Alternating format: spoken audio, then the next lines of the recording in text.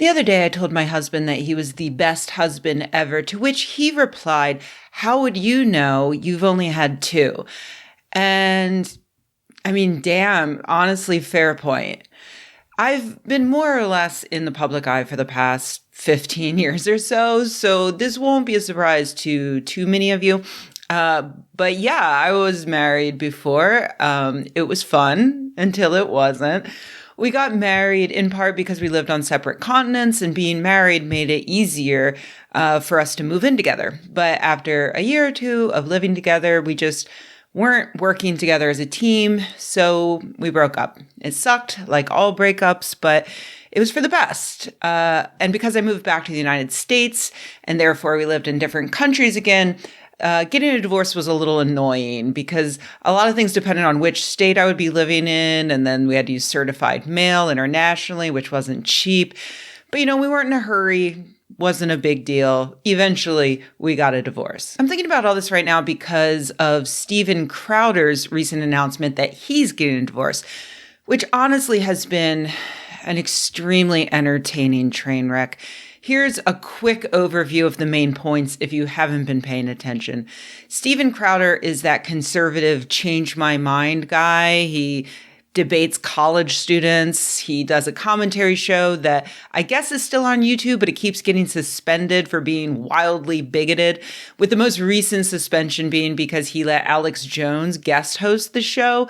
Alex Jones, of course, has been permanently banned from YouTube for harassing the parents of murdered children. So that kind of gives you an idea of who Crowder is and his audience.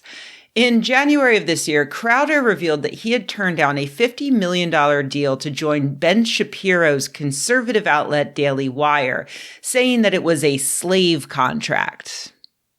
Yeah. That prompted fellow conservative and Daily Wire host Candace Owens to passive-aggressively suggest that her audience pray for Crowder because he was going through some things, and she would not elaborate on what those things were unless it became necessary at a later date for some reason. Several months later, Crowder finally responded by saying that Owens was actually talking about the fact that he was getting a divorce. In a completely unhinged video that I had to watch several times for entertainment purposes, he repeatedly insisted that the divorce was not the fault of his twin toddlers, because obviously that's what we all thought. It's those meddling toddlers always causing divorces. He also insisted that Candace Owens was only talking about the fact that he was getting a divorce and nothing else, and that there was definitely no physical abuse involved. And please, no one ask any more questions because that would be very rude. Also, by the way, the divorce is not due to his stupid babies. At this point, I had to excuse myself to go to the grocery store and pick up a new sack of popcorn kernels. By the time I got back, Crowder's soon-to-be ex-wife Hillary had leaked a security camera video of Crowder sitting on a couch smoking a cigar while yelling at her for not wanting to give his dogs medication because she was heavily pregnant at the time. And he also yelled at her some more because she wanted to go run errands, but they only have one car and he might want to go see friends later. Hillary Crowder also released texts showing that the night before she gave birth, she messaged Steven Crowder saying, "Steven, I'm afraid of you and your rage. You are scary. You scare me. I want to heal things, but you have to take responsibility. Stop blaming others. Stop feeling pain and sadness only for yourself." Apparently, he did not take that responsibility. According to Hillary, she later learned that he had already hired a divorce attorney, so she got her own divorce lawyer and filed for divorce.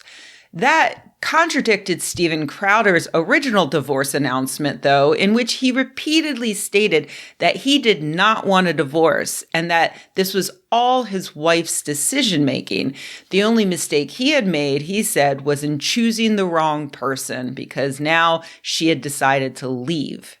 And that's where things get interesting in a broader context, because Crowder lamented the fact that in the state of Texas, that is completely permitted. Children need a mom and a dad, and divorce is horrible. But in today's legal system, my beliefs don't matter. In Texas, divorce is permitted when one party wants it, period. And wow, is that pathetic. The man sat in front of a camera and admitted to the world that if it were up to him, his wife would not be allowed to leave him. The only way he could make a woman stay with him is under the threat of prison.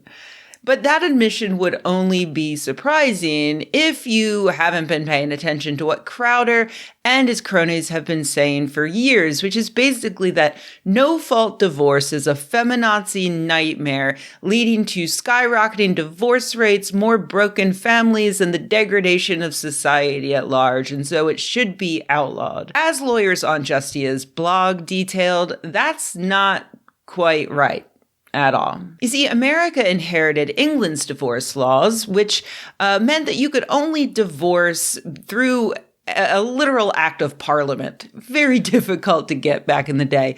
But pretty quickly, U.S. states introduced judicial divorce, which is what we have today, where a judge can dissolve a marriage. But in that case, he could only do it for very specific reasons, usually just adultery. And even that wasn't cut and dry because there was no such thing, at least theoretically, as consensual divorce. Moreover, the party alleging fault had to themselves be innocent. Divorce was a remedy granted only to a party who deserved the court's help.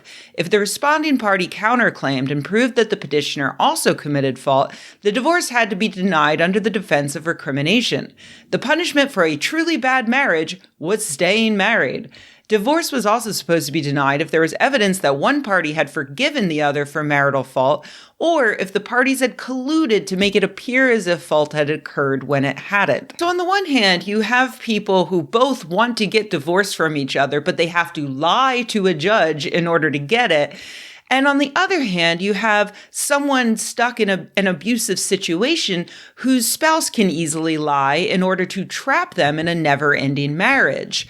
Nobody wins, including the general rule of law, which is made into an utter mockery.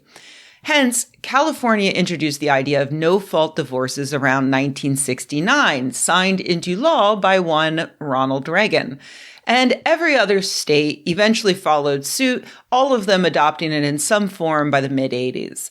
Some of them included special stipulations, which is why upon moving to New York, I needed to prove that my spouse and I had been living separately for a certain amount of time before I could even file for my own no-fault divorce. And in South Dakota and Mississippi, people still can't access no-fault divorce unless both parties agree to a consensual split. Still, the adoption of no-fault divorces was actually a win for everyone involved except for abusers. Divorce rates actually dropped after no-fault divorces became standard from 23 per 1,000 marriages in 1980 to 15 per 1,000 marriages in 2019. Researchers Betsy Stevenson and Justin Wolfers reported that in states that introduced unilateral no-fault divorce, we find an 8 to 16% decline in female suicide, roughly a 30% decline in domestic violence for both men and women, and a 10% decline in females murdered by their partners. But today's Republican Party isn't focused on maximizing happiness or building good, healthy families. They're focused on controlling and subjugating people who they deem beneath them, which includes women. And no-fault divorce allows women to escape abusive men. And that's why Steven Crowder has been railing against it. The video his wife released was clearly showing him being emotionally abusive. I saw a lot of people making confused comments about how part of this fight was predicated on the fact that they only have one car.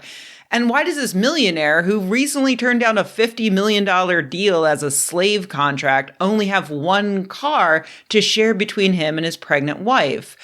Let me tell you, it's probably not because he loves the environment and would rather ride his bike everywhere. It's more likely to be that he likes to have control over where his wife goes, what she does, who she sees.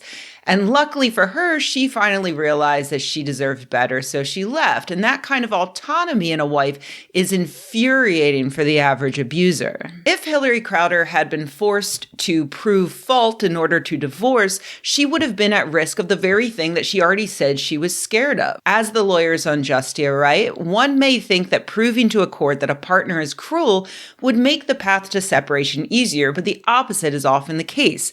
In the years one of us has spent representing survivors of domestic violence, none, zero, have sought divorce based on the cruelty ground. This is because fault-based divorce can be dangerous, traumatic, and prohibitively expensive for survivors. I highly encourage you to check out the link in the transcript to read that very long but well-cited list of research that proves what they just said. It's really eye-opening. It's not just angry conservatives in the midst of divorce who are fighting to abolish no-fault divorces. The Texas GOP has updated their platform to rescind unilateral no-fault divorce laws. Nebraska's GOP is proposing that no-fault divorce should be limited to situations in which the couple has no children. Louisiana's Republicans are considering doing away with no-fault divorce, with only one Republican objecting on the grounds she might still be in an unhappy marriage to a gay man if it hadn't been an option. Do Louisiana's Republicans hate women more than they hate that one gay guy? Probably. Sorry, lady, I guess you shouldn't have joined the leopards eating your face party. Here we have yet another universally good, publicly supported, scientifically supported policies that Republicans are now able to openly propose repealing thanks to their continued pushback on women's rights in the past few years. And in places like Texas, where conservatives have a stranglehold, they could pass this by the end of the week if they really made it a priority. Vote these monsters out, and if you're in a relationship where you are physically, mentally, or emotionally abused, I beg you to seek help to get your own monster out. In the US, you can call the National Domestic Violence Hotline at 1-800-799-7233 and receive confidential advice at any time of day. And if you're in a marriage that isn't abusive, but it's not working out for you or your partner or both, I beg you to find a good counselor or /end consider getting a divorce. All relationships end at some point, and it doesn't mean you're a failure. It also doesn't mean that you aren't respecting the institution of marriage. Again, as those lawyers on Justia point out, it actually means you respect marriage more. No relationship is going to be perfect happiness all the time, but marriage these days doesn't have to mean finding someone to support you financially while you raise their children or whatever other transaction it used to be about. A good marriage and a good relationship in general can be about both partners supporting one another, making one another feel validated and loved and respected, moving together as a team towards goals you both agree on. And if you don't have that in your current relationship, it's okay to find someone new. Don't let some hypocritical conservative talking head try to shame you into believing otherwise.